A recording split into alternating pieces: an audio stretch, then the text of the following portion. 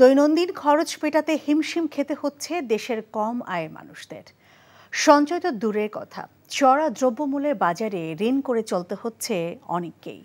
সেক্ষেত্রে উচ্চ মূল্যস্ফীতি নতুন করে অনেককেই দরিদ্র বানাতে পারে বলে মনে করছেন অর্থনীতিবিদরা। আর দেশের সাম্প্রতিক অচলাবস্থা এই মাসে মূল্যস্ফীতিকে আরও উস্কে দেবে বলেই আশঙ্কা তাদের।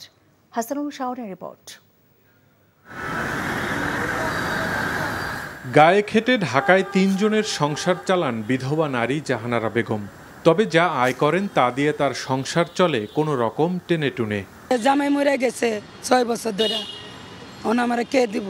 ওই কষ্ট হয়। জিপিএস ১২০ টাকা, এই জায়গাতে ১ কেজি না নিয়ে এক পা নেই, খাইতে তো হয়, পেটে তো মানে না। অন্যদিকে ৬৫ বছর বয়সেও রিকশা চালান আলতাফ মিয়া। চড়া দ্রব্যমূল্যের এই সময়ে সংসার চালাতে নিয়মিত ঋণ করতে হচ্ছে তাকে। যা কাম করি লেবার খরচ নিজে খাই, কোনো কষ্ট হয়, চলা লাগে। একই রকম অবস্থা রাজধানীতে বসবাসরত বেশিরভাগ শ্রমজীবী মানুষের। তাদের অনেকেই ঘর ভাড়া আর খাওয়ার খরচ মেটাতে পারছেন না সীমিত আয় দিয়ে। না কাম না করলে খাইতে সমস্যা হলে ধার করি আবার করলে কাম কাজ করি আবার দিয়ে দিই। নিজের খরচ, ফ্যামিলির খরচ যোগান খুব কঠিন। বাজারে এখন তেল, চাল, আলু, পেঁয়াজ, মাছ, মাংস সহ বেশিরভাগ নিত্যপণ্যের দামই চড়া, যা উস্কে দিচ্ছে মূল্যস্ফীতিকে।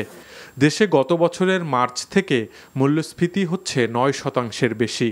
এর মধ্যে সাম্প্রতিক পরিস্থিতিতে বেশ কদিন অনেকটাই অচল ছিল আর্থিক কর্মকাণ্ড, যাতে এ মাসে মূল্যস্ফীতি আরও বাড়তে পারে বলে শঙ্কা অর্থনীতিবিদদের। আমাদের শিল্প কারখানা এগুলো তো বন্ধ ছিল, সেগুলো এখন চালু হয়েছে।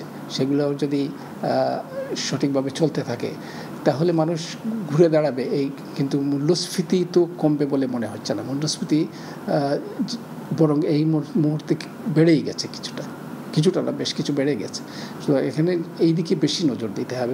মূল্যস্ফীতির কষাঘাতে অনেকে নতুন করে দরিদ্র হতে পারেন বলে আশঙ্কা জানিয়ে এই বিশেষজ্ঞ বলেন, মূল্যস্ফীতি নিয়ন্ত্রণে সর্বস্তরে থাকা দুষ্টচক্র দমনে সরকারকে কঠোর পদক্ষেপ নিতে হবে।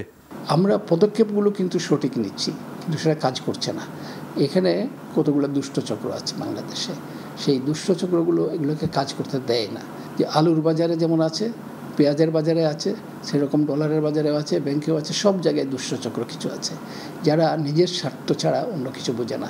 তো এদেরকে নিয়ন্ত্রণে আর না আনলে আগামী দিনেও সমস্যা থেকে যাবে বলে আমি মনে করি।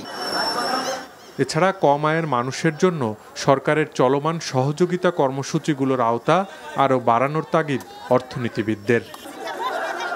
Hasanul Shaon, NTV news, Dhaka. এখন জন্ম সনদ দিয়ে খোলো বিকাশ স্টুডেন্ট অ্যাকাউন্ট। নিজের বিকাশ নিজে কর।